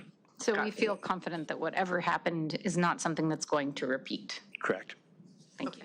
Yeah, so, okay, I'm fine. That, I will not beat a dead horse. But we do have people who have ownership of this, but we had quite a transition in those people as well as the function that they're in. I'll beat the dead horse. It is completely inappropriate for the organization to obligate ourselves to spend funds at this level without previous board approval. I mean, it contravenes the whole purpose of having a board, and I appreciate that this might have been an anomaly, but it can't happen again. Absolutely. Sir. Does this fall under the rule that allows the general manager to sign service contracts up to a certain level, or is because it's a financial deal, it does not? Because there's a contractual permission for contracts up to $6 million a year for certain activities. Generally, that's been ruled to exclude services. So if it was parts and pieces, I could do it, but services, no. Now, services between other city departments, I still believe it still counts that way. So we haven't been advised otherwise. Based on OPA research that is now 8 years old almost, it was uncommon for CAOs in large utilities to have a signature authority smaller than 20 million. So this could fall under other utilities, and DWP is as big as these other utilities I'm referring to. This would fall under a signature authority. No, understood. Unfortunately, here it does not. Yeah, understood as well. We've had that conversation as well, and certainly there's a lot to be desired in terms of how these things, how we do business here. An awful lot to be desired with respect to discretion. I just want to underscore, and again, as it relates to, I mean, this is a fundamental operations issue. And it's not in the overall scheme of things, given what's on our agenda every 2 weeks, this is not a huge number on the one hand. On the other hand, it would be hugely problematic were this to be something that occurred on a more, that occurred on a different scale. And honestly, we do not want to be in a position where, the city of Los Angeles, through their authority, are taking actions reliant upon us to do something that then, sort of. No, I agree. This is a breakdown, and to that point, I mean, what we really need to do is when they plan to take an action, we need to decide ahead of time to inform them, are we going to participate or not? Not after the fact when they 100%. expect it, just because we have historically, right? Okay. With that, I think I have no additional questions or comments about this. Are there any questions about the substance of the bond premium fund? I mean, I'm familiar with the program, familiar with the contractor, and don't have questions about that. Are there any other questions substantively? None at this time. Okay, terrific. Then I'd like to move approval of L6. Seconded. How would you call the roll? Commissioner KATZ? Aye. Commissioner LEHRER? Aye. President McCLAIN-HILL? Aye. Commissioner McCraw? Aye. 4 ayes, motion adopted. Thank you, Commissioners. Thank you. Thank you. Thank you, Greg. We'll now move to L11. Thomas Simonowski here to answer any questions regarding this or do a presentation. Commissioner McGraw, your, And Deidre. how would you like to proceed? Well, I maybe a short presentation would be nice. I think I called this special just because I want to recognize its sort of monumental importance to the organization and have a chance to make sure we're all on the same page about it as it rolls out. And also to, congratulate Vice President NEEMAN Brady on her hard work here. I know she's not here to see the presentation, but I was hoping you could kind of take us through it and help us celebrate it. Absolutely. I think the Good incorrect afternoon. slides are up, Yeah, at least on my screen. can we 11 on the, Yeah, we need 11. L11. There we go. Looks better. yeah. Good afternoon, Madam President and Commissioners. It truly is an honor to be here today, to present on this new benefit for our employees. It's been an honor working with our labor partners, especially IBW Local 18, and also the staff over at the Family Care Office and the Employee Relations Office, and also alongside my own staff in the Labor Relations Office. I truly believe that this benefit will be well received by our LEDWP employees and will make a significant improvement to our organization. So currently, we have family medical leave that employees are allowed to take, and they can take up to about 12 weeks in most circumstances. However, it is not paid. And the only way that the employee would be compensated currently would be if they use their own bank time, such as vacation time. And there is an exception for employees that qualify for pregnancy disability leave under the Department's disability plan. But other than that, they will have to use their own time. And so, what is paid parental leave? Well, basically, it is a benefit for employees if they have a new child or placement of a child. They would be provided with paid time so they can bond with their child. And so that is exactly what we were tasked with doing, and what we believe we've been able to accomplish with our labor partners. Can I just say here that that's one of the most exciting parts of this for me is the inclusion of non-birthing parents. I know that's becoming more common, but still isn't standard across any employer and still rare in this country. And I think especially for queer families to have that opportunity is something I'm really excited about here. So congratulations. Thank you. We truly appreciate hearing that. When we started to, take a look at existing paid parental leave programs in other agencies, well, naturally, LA City implemented theirs in 2021.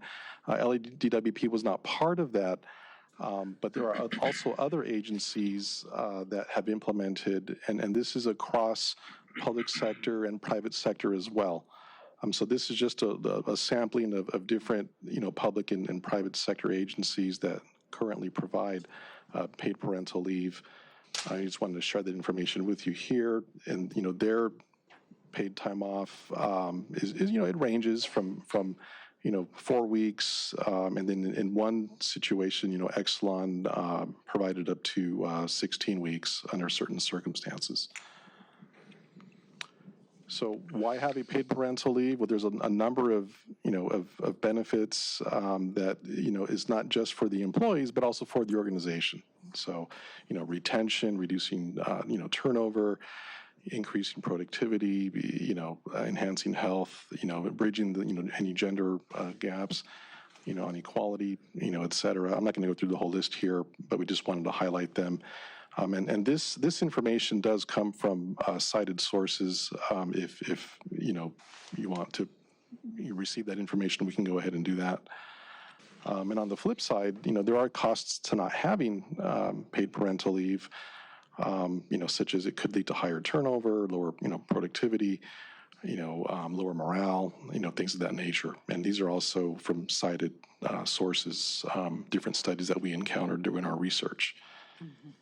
I did mention our labor partners. As I said, Local 18 was a huge part of sitting down with us at the table. We started this about 10 months ago, and a big thank you to Commissioner NEEMAN BRADY and this board as well for seeing the vision and instructing us to go ahead and pursuing this. And so we sat down at the table. We had over 15 formal bargaining sessions with IBEW. That doesn't count the numerous, phone conversations and emails and other, informal discussions that we had away from the table. At the end of the day, we have letters of agreement with all of our labor partners listed here. And we all feel that this is going to be very, monumental for the department. And in terms of the more specific parameters, as I mentioned, this is for, child birth, but it's also for placement and, adoption, foster care, guardianship. If the birthing parent is having any, any complications, it will also qualify for them as well. And that would be on top of disability for the birthing parent. And they would be able to take up to 6 weeks off, which is equivalent to 240 hours. And that time is to be concluded within 1 year of the child. And we have a unique feature here, which is, I like to think of it as very, very creative solutions. Because LA City started their program in 2021, obviously we didn't really get the ability to start until a little bit later. And so we came up with a retroactive component. So that way, none of our employees are kind of left behind when we look at what the city was able to receive on their end. Yes. Can you clarify? So does retroactive mean if they took unpaid FEMLA that they could then get compensated after the fact? Correct. So that's excellent. what we will do is with the assistance of the family care office, we have a way to go ahead and have the employees put in a request for retroactivity, and they will be given a menu of options, whether it's to once they're verified that they used time from 2021 until the present, then they'll have the option of getting either the cash equivalent of that time, or they'll get a bank of PPL time that they can use. Or they'll have their time restored. So like, let's say they used vacation time, we'll go ahead and give them back their vacation time. So it's a very, we think it's a very creative and fair way to, address, the issue with our employees. I have a question. Where did the 6 weeks come from? So LA City is 6 weeks, and a lot of other agencies are also in that 6 week category as well. Okay. Well, for those of us who have birthed, 6 weeks is 6 weeks is really not, not enough time to make a huge difference. Yeah. Once you're doing 6, why not 8 or 10? I mean, They still have FMLA time on top. Correct. What? Yeah. So can you explain that? The 6 weeks, it sounds like, could be still used in addition to, like, for instance, if it was a parent who did give birth and has medical considerations, the pregnancy disability leave could then be used on top of this paid parental leave, right? So you're not limited to 6 weeks. Correct. It's a thing this big. You need to be, 6 weeks, it's like. It goes quick, I'm sure. But to clarify, yes. yeah, to clarify, so we still have family medical leave, right? And employees normally generally would take up to 4 months. Okay. This is just, and they can do that either unpaid or they can use their vacation time and disability time. So Okay. this is on top of that benefit, just giving them 6 weeks of paid time to where they don't have to dig into those banks. Okay.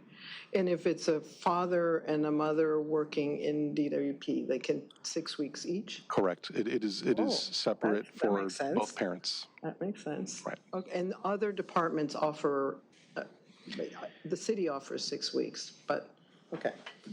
Great. That is correct. Thank you. Covered more things that are eligible, though. We're in doing our better programs. than the city. Right. Yeah. We have Right, more Thomas? more eligible. Sure.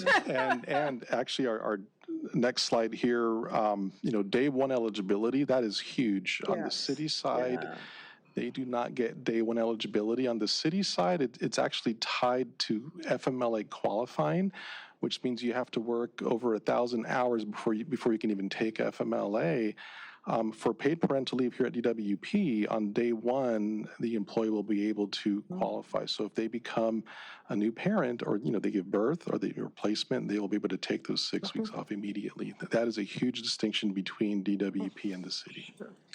It's really good to see here the coverage of stillbirth or miscarriage. I think that's something that has really not been talked about enough as a society, and space has not been made for people to really go through that grieving process. And so I'm really glad to see that inclusion here as well. You're 100% correct. I don't want to, do so much comparison with the city side, but they do not have that identified in their So a couple of parental things. leave. I just want to, as we're sitting here, I want to just do a shout out to two things.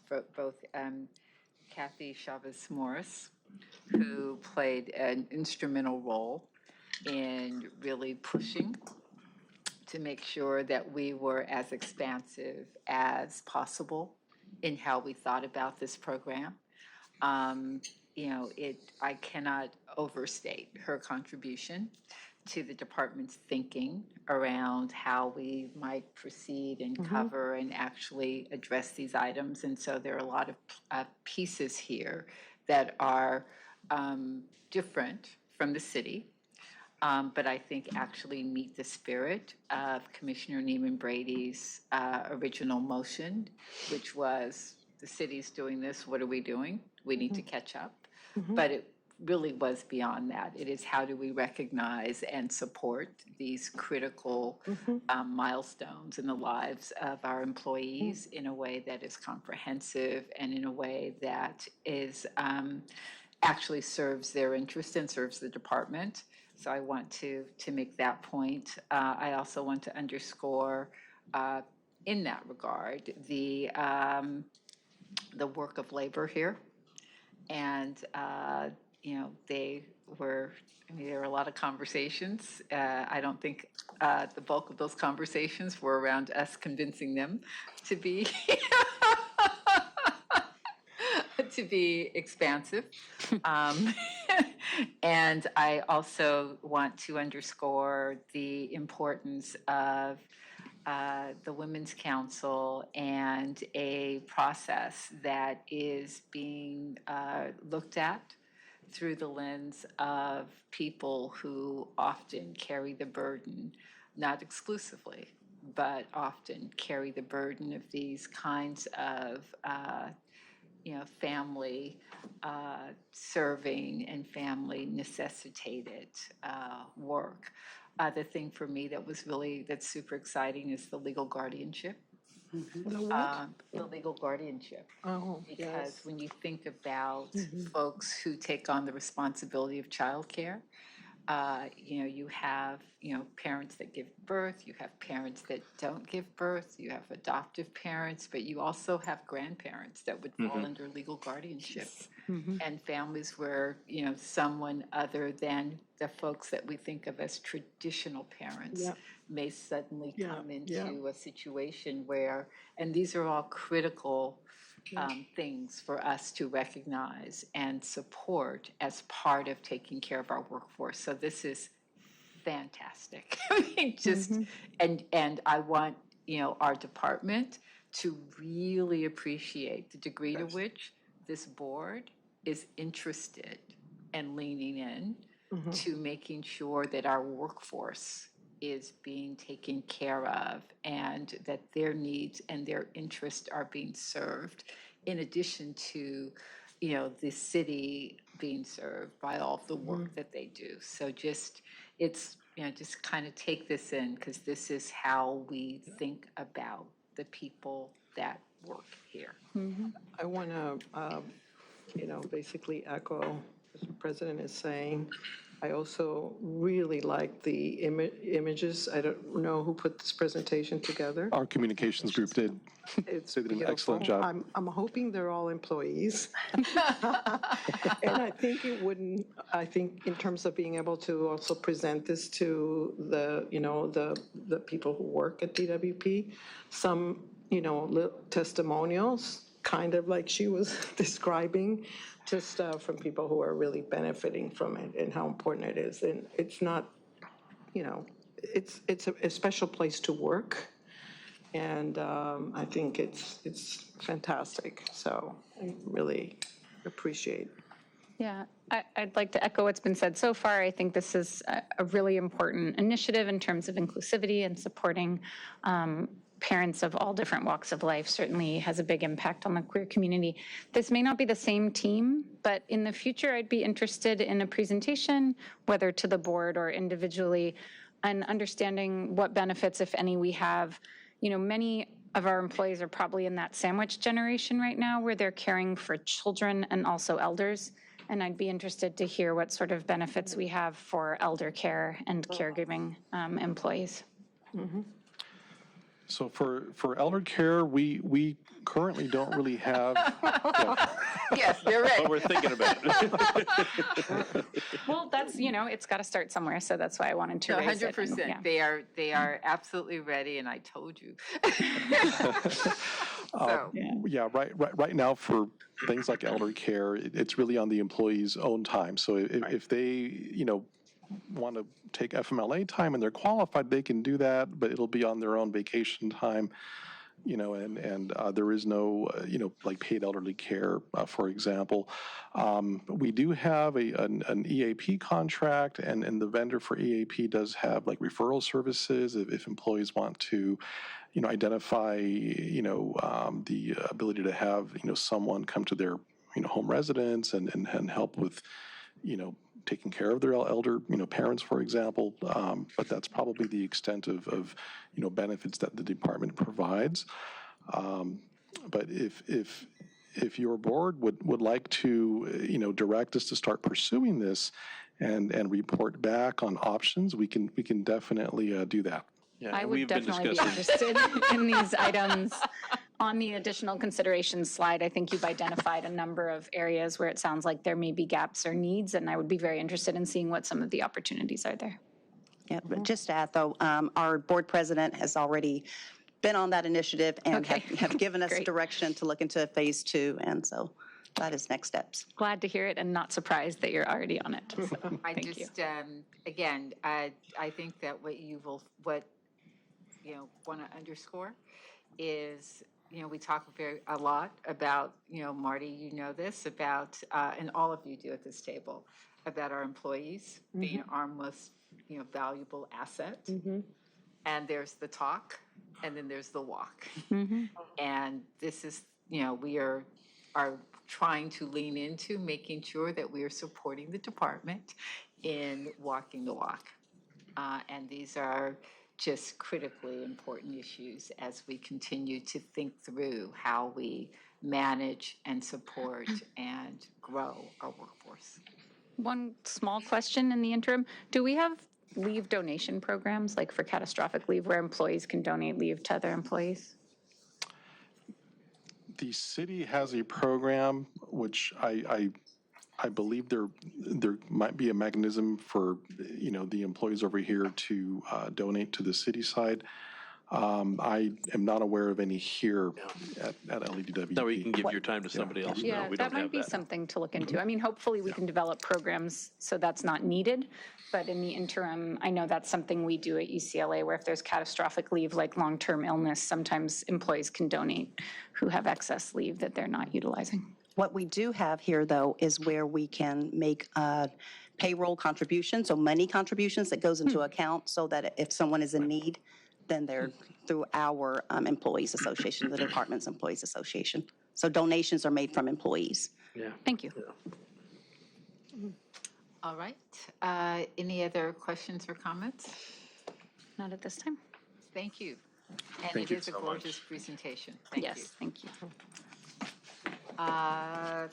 We have L12. You need a vote. Oh, I'm sorry. May I have a vote? Sorry, we need a sorry. vote for L, thank you.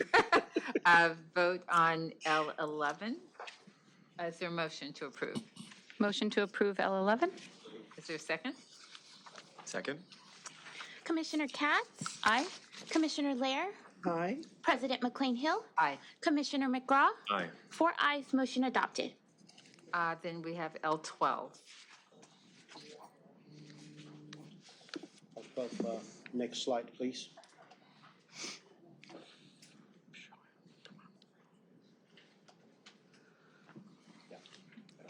Next slide, please.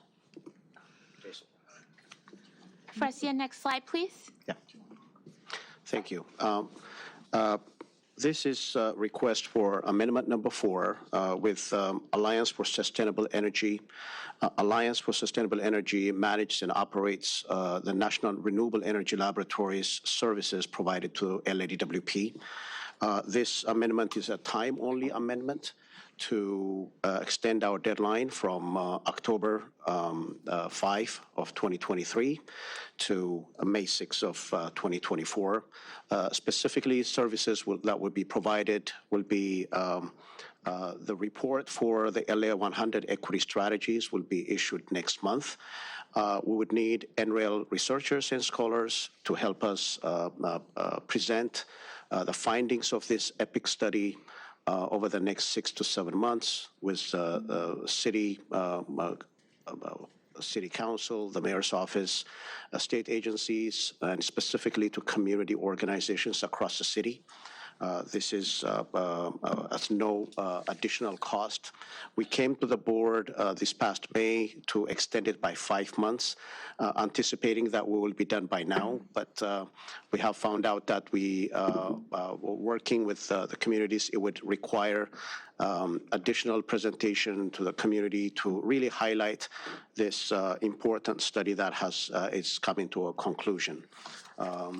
As you may know, the LA 100 Equity Strategy Study is helping the department to achieve equity in the services that it provides.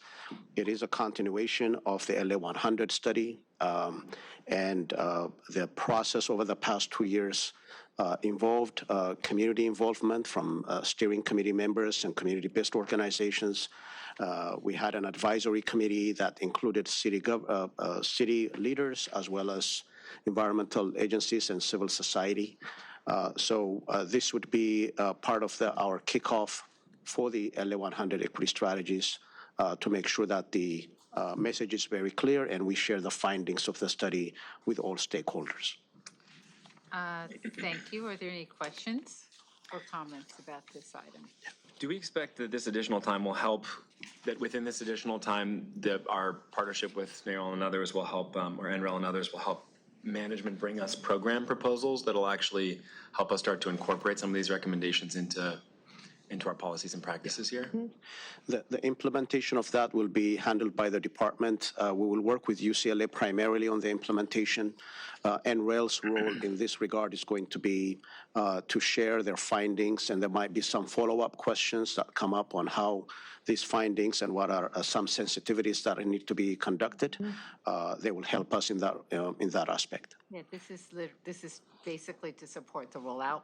And in terms of the next steps, those will be moving forward and presented as part of the department's presentation on the 10th. Yeah, the next board meeting. And then the ongoing iteration. October of- 10th? October 10th. October 10th, yeah, the ongoing work associated with equity strategies. I know they're still developing proposals, but that'll be coming forward to the board as well. And this particular contract extension does not touch the UCLA side. I just want to make sure I don't need to recuse myself. It does not. Okay, thank you. That was my understanding, but just making sure. All right. Any other questions or comments? Just that this work is so important and incredibly well done. Yeah, thank you. Yeah, the department really, I'm looking forward to the presentation Yes. and the ability to acknowledge all of the work that the department did to make this happen. I'd like to move approval of item L12. Is there a Second. Terrific. Call the roll. Commissioner KATZ? Aye. Commissioner LEHRER? Aye. President McCLAIN-HILL? Aye. Commissioner McCraw? Aye. 4 ayes, motion adopted. So that concludes our open session agenda. We're now moving into closed session. Ben?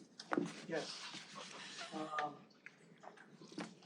After the closed session, the board will publicly report any action taken in closed session and the vote or abstention thereon of every member present in accordance with California Government Code Section 54957.1.